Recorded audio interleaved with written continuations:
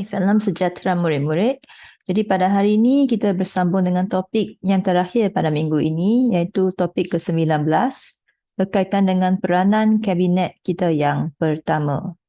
Kabinet yang dimaksudkan di sini ialah jawatan kuasa yang terdiri daripada Ketua Menteri iaitu Tunku Abdul Rahman dan juga menteri-menteri yang dipilihnya yang terdiri daripada 10 orang lah menteri. Jadi kabinet pertama ini tugas mereka adalah sangat penting sebab di pertama kali di sejarah negara kita mempunyai ketua menteri dan juga menteri-menteri dalam contohnya menteri pelajaran, menteri buruh, menteri kerja raya untuk uruskan pelbagai perkara di negara kita. Jadi tugas mereka amat berat ataupun kita juga sebut sebagai peranan atau tanggungjawab mereka lah amat berat dan amat penting. Ini sama-sama kita lihat apakah tugas utama mereka sebagai kabinet yang kali pertama di negara kita. Jadi kabinet pertama ini, sebelum itu sedikit kita lihat sedikit gambaran dalam buku teks untuk kita tahu, kita lihat siapakah yang ada dalam kabinet pertama di negara kita. Baik, di sinilah gambar. Kabinet pertama bersama-sama dengan beberapa orang pegawai tinggi British lah. Okay. Jadi di sini kita nampaklah nama-nama pegawainya. Yang duduk dari kiri sini kita ada H.S. Lee seorang, Tunku Abdul Rahman 2, dan ketiga Dr. Ismail Abdul Rahman 3 orang. Okay. Yang keempat di baris kedua ni Datuk Abdul Razak. Okay. Yang keempat lah kan. Okay. Lepas tu yang kelima Abdul Aziz. Yang ke-6 Sulaiman Datuk Abdul Rahman. Okay, yang ke-7 Witi Sambatan. Yang ke-8 Sadon Jubir. Yang ke-9 Leong Yuko, Ong Yok Lin. Yang ke-10 dan 11 ialah Tu Jun Hing. Okay, jadi kita boleh lihat di dalam buku teks juga senarai dia. Okay, ada ketua menteri dan 1, 2, 3, 4, 5, 6, 7, 8, 9. Jadi 10 orang inilah yang ada dalam jawatan kuasa kabinet yang pertama di negara kita. Okay, sebagai contoh, kita sebutlah beberapa. Tunku Abdul Rahman, Ketua Menteri, semua dah tahu. Datuk Abdul Razak adalah Menteri Pelajaran. Sadon Jubir, Menteri Kerja Raya. Witi Sambatan, Menteri Buruh. Okay, dan H.S. Lee, Menteri Pengangkutan. Leong Yuko, Menteri Kesihatan. Jadi kita boleh nampaklah di sini terdiri daripada pemimpin pelbagai kaum. Okay, sejak kali pertama sahaja kabinet kita terdiri daripada pelbagai kaum. Okay, jadi kita balik kepada flashcard tadi. Okay, apakah peranan orang-orang penting ini? Okay, 10 orang dalam kabinet pertama ini, apakah peranan mereka? Yang pertama kita nampak pada peringkat ini, okay, yang penting 3 kata kunci kita, kewangan, kuasa dan keselamatan. 3 perkara ini pentinglah. Ini tahap pertama negara kita baru nak ke arah merdeka. Jadi 3 perkara ini sangat penting. So, wang, kita mesti ada duit. Tak ada duit, tak dapat makan. Hidup susah kan? Jadi kewangan sangat penting. Kuasa. Kita mesti ada kuasa. Kita ada duit dah boleh hidup dah. Kita mesti ada kuasa untuk kawal apa yang berlaku di negara kita dan bukan kena ikut cakap semua daripada kuasa negara lain. Okay? Dan yang ketiga, keselamatan. Ya, kalau kita dah ada kuasa, kita ada kewangan tapi kita tak selamat pun tak boleh hidup dengan baik. Jadi 3 perkara ini menjadi peranan pertama, peranan utama yang paling besarlah kepada kabinet ini. Jadi yang pertama dalam kabinet ini mereka mesti bincangkan soal kewangan. Macam mana nak uruskan kewangan di negara kita. Yang kedua, mereka ini adalah berkaitan dengan apakah sistem yang mereka gunakan. Jadi mereka akan sambung sistem yang digunakan oleh British lah. Majlis Mesyuarat Persekutuan berasaskan model di London, model British juga, model Westminster. Ini ialah pentadbiran lah. Okay. Jadi yang ketiga ialah mereka nak kuasa. Okay? Jadi macam mana nak ada kuasa, kena kurangkan kuasa British lah. Kuasa pentadbiran British mesti dikurangkan. Macam mana kurangkan? Mereka minta supaya kuasa veto Pesuruhjaya Tinggi dibatalkan. Apa itu kuasa veto? Kuasa veto ialah kuasa pembatal, iaitu contohnya kabinet kita dah bincang dan dah luluskan satu dasar rancangan. Okay? Kuasa veto ini, Pesuruhjaya Tinggi, kalau dia ada kuasa ini, dia boleh kata dia tak mahu, dia cancel perkara tersebut. Jadi, itu kuasa yang sangat besar lah. Jadi, kalau dibatalkan, maka barulah kita dapat kurangan kuasa pentadbiran British dan tingkatkan kuasa di tangan orang tempatan, pemimpin tempatan. Dan yang akhir sekali, untuk membincangkan isu keselamatan negeri dan pertahanan. Ini sangat penting lah. Kalau tak selamat, semua yang lain tak boleh jalan. Jadi mesti bincangkan kewangan, lepas tu isu keselamatan negeri dan juga pertahanan. Okay. Salah satulah murid-murid boleh, kalau nak hafal, at least kamu cuba, kita cuba dalam kedua ini, pilihlah. Kalau bagi cikgu, keselamatan ni lebih senang lah, isu keselamatan negeri. Okay, jadi itu adalah secara umumnya apakah peranan kabinet yang pertama. Sekarang kita pergi kepada peranan beberapa orang menteri utamalah dalam kabinet ini. Contohnya Ketua Menteri. Apakah tanggungjawab Ketua Menteri? Tanggungjawab ialah menunaikan mandat daripada rakyat. Mandat ini maksudnya permintaan, harapan rakyat. Okay? Jadi dia kena, sebab dia diberikan amanah ini untuk jadi, diberikan kuasa ini, dia kena menunaikanlah tanggungjawab dia. Dan yang kedua ialah kena usaha mencapai mandat tersebut di sini, pada peringkat ini ialah nak mencapai kemerdekaan. Okay. Seterusnya, Menteri Pelajaran membina bangsa yang bersatu melalui sistem pendidikan. Ini peranan dia.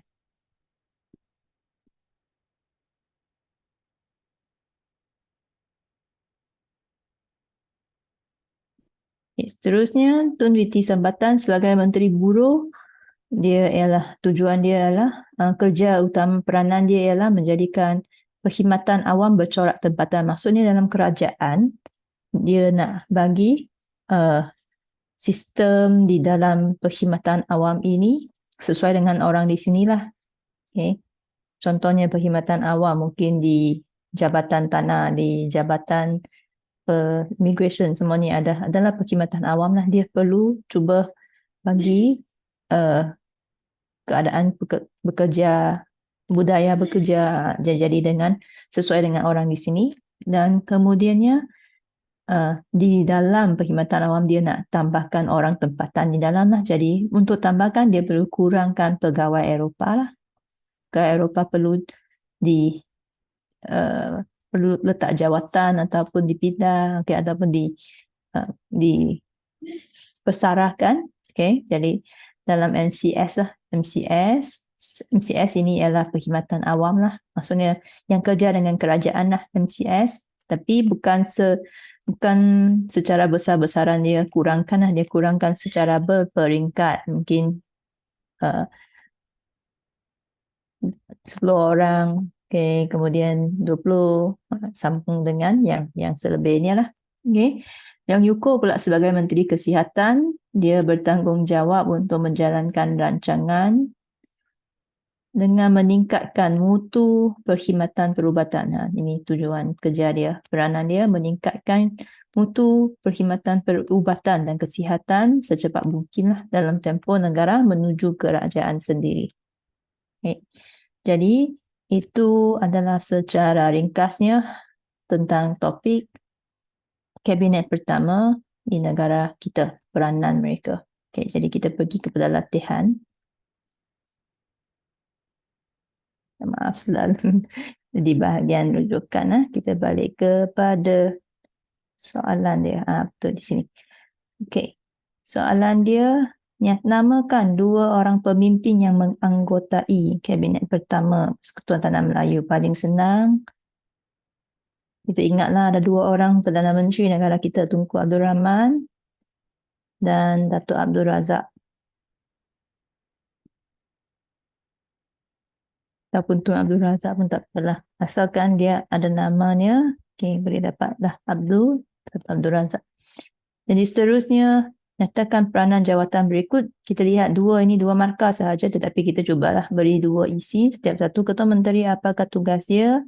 Menunaikan mandat untuk mencapai kemerdekaan. Mandat rakyat kan ni. Okey, lengkap. Menteri Buruh dia kena membentuk perkhidmatan awam, bercorak, tempatan, dan dia kena mengurangkan pegawai Eropah dalam MCS secara berperingkat. Okey, baik. Itulah tugas, itulah peranan dua orang menteri ini. Kita sambung kepada soalan kebat. Jelaskan peranan, belum lagi. Soalan C ini masih sambung soalan tentang fakta dia. Jelaskan peranan Kabinet pertama Persekutuan Tanah Melayu. Jadi, peranan Kabinet kita ingat kewangan, keselamatan, kuasa. Okay. Melayu ialah kewangan. Membincangkan soal kewangan. Sini kita perlu enter dulu lah. Okay. Dan kuasa. Mengurangkan kuasa pentadbiran British. Selain itu, keselamatan. Membincangkan isu keselamatan negeri. Habis. Okay. Kalau boleh ingat, tulislah dan pertahanan. Habis. Okay. Baik. Jadi itu adalah peranan Kabinet pertama Persekutuan Tanah Melayu. Sekarang kita sambung, ingat 3 kata kunci, kewangan, kuasa, keselamatan. Okay. Seterusnya, terangkan kepentingan pembentukan Kabinet pertama Persekutuan Tanah Melayu. Jadi ini soalan kebat, tetapi cikgu nak ingatkan di sini seperti soalan semalam, soalan ini adalah spesifik. Bila soalan spesifik, kita cuba kaitkan dengan isi dia lah, isi yang berkaitan dengan fakta. Okay? Kita kena fikir kait dengan fakta. Jadi dia sebenarnya lebih mencabar daripada soalan biasalah yang cikgu selalu suruh hafal kebat daripada jawapan kebat dan jawab. Okay? Dia sebenarnya untuk nak capai markah tinggi dalam soalan sebegini, kita harus kaitkan dengan fakta. Okay, kita harus boleh kaitkan dengan. So, kita cuba. Dan cikgu juga bagi sedikit tips lah untuk topik ini, sedikit panduan. Jadi, untuk soalan ini sama dengan soalan semalam, dia adalah berkaitan dengan kerajaan Persekutuan Tanah Melayu. Mana pada tahap ini kita sudah ada mula pilih pemimpin. Okay? Dan akhirnya bentuk dua-dua ni Majlis Perundangan Persekutuan. Kemudian daripada Majlis Perundangan Persekutuan terpilih 10 orang utama yang tinggi sebagai Kabinet pertama. Jadi sebenarnya dia ada kesinambungan daripada yang semalam, iaitu berkaitan dengan pilihan raya. Jadi cikgu berikan satu akronim juga untuk topik ini. Pilih sendiri, kerjasama,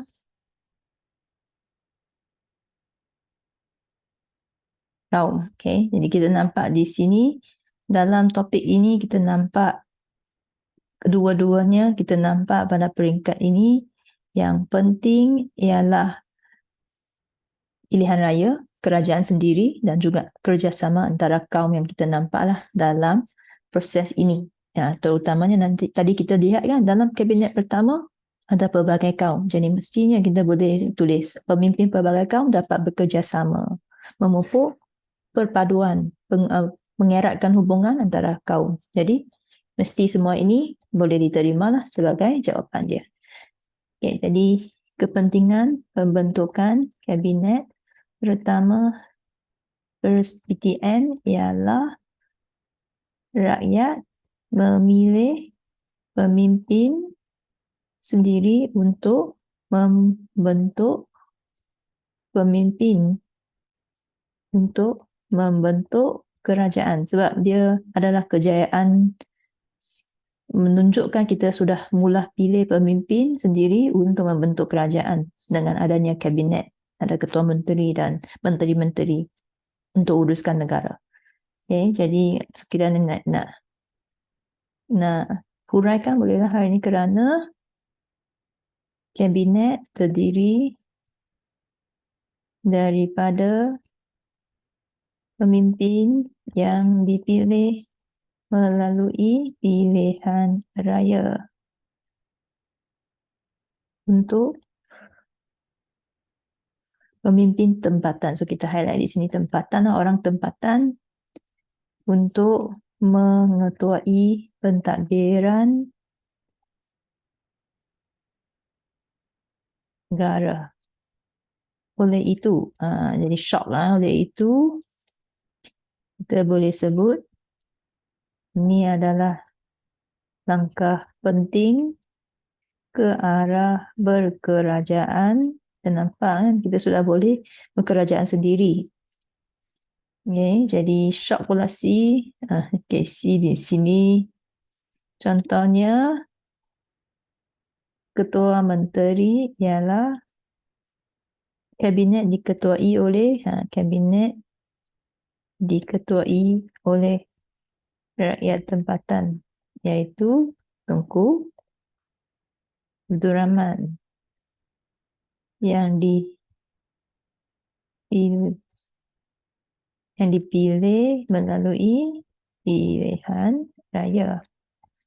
K. Kesimpulannya,